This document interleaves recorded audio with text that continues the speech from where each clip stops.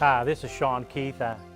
Last week I had the opportunity to introduce myself. I work for Louisiana Baptist Convention. I'm the Sunday School and Discipleship Strategist.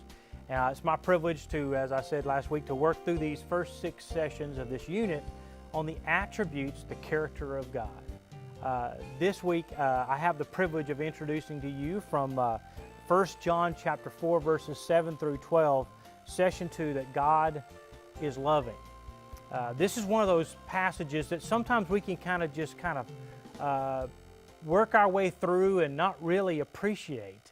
And so I want to bring out some things that I hope that will really help you to appreciate and value this attribute of God, because I think it's important. It's so important that 1 Corinthians chapter 13 reminds us that this is one of the most important attributes that we need to display, because it is so wrapped in God's character, and that is love. See, love is a beautiful thing. Love is the type of thing where we begin to understand that it's that complete sacrifice, that someone loves me more than they even love themselves. You remember the old phrase, love makes the world go round? Well, I believe this old phrase still applies today. 1 Corinthians 13, we are reminded that no matter how talented or how wonderful we are, if we don't have love, all is meaningless. Love matters.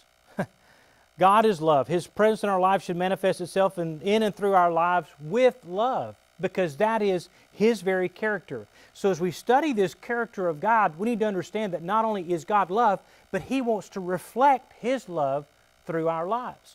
That's the whole passage of 1 John chapter 4, verses 7 through 12, is He wants us to reflect His character, His attribute of love in and through our lives. God is known for His love, then don't you think those who are His children should be known for our love? So let's look at today's passages in 1 John chapter 4. Let's just look at verses 7 through 8, and let's talk about God is love. Dear friends, let us love one another, because love is from God, and everyone who loves has been born of God and knows God. The one who does not love does not know God, because God is love. Now, I love how those words begin to play images in our minds. It puts those contrasts together. If you love, you're of God. But if you don't love, you're not of God. If you don't love God, it's hard to love others. But if you do love God, then loving others becomes more natural, because that is the very attribute, the very essence of who God is. How does the world see, know, or experience God's love? Through us, His church. The reality is, as we even found in John chapter 13, verse 34 and 35, by this shall all men know that you're my disciples, if you have love for one another. A few years ago, I wrote a book, The Value of a Vibrant Sunday School. If you go to the SundaySchoolUniversity.com website, there will be a link there to a free PDF of that book, The Value of a Vibrant Sunday School. And one of the attributes I really think is the challenge that we have in teaching the church to do today about what we should do in loving one another is in that book. That chapter helps remind us that we are to love one another. Think about it. If the members of the church don't love one another, why would anyone want to be a part of that? Think about your church right now. Think about the people that are there. There are people that you love, but there might be a few folks you don't like so much.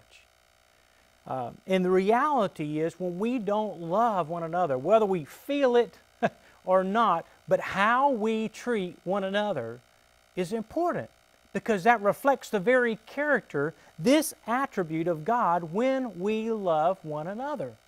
That's how the world will know that we are His children, that we are followers of Christ, if we reflect His character, which is love. And I'll be honest with you, there's a lot of people out there think that we're not very loving. They see us in the newspapers, they see us in the media, they see us in all these different attributes around us that are anything but love. How we treat one another really is a strong indicator of whether or not our love relationship with God is strong. How do we show love for one another? We have to show love, this great love that we have, because we're forgiven, we are redeemed, we are set free. We ought to therefore be able to have the ability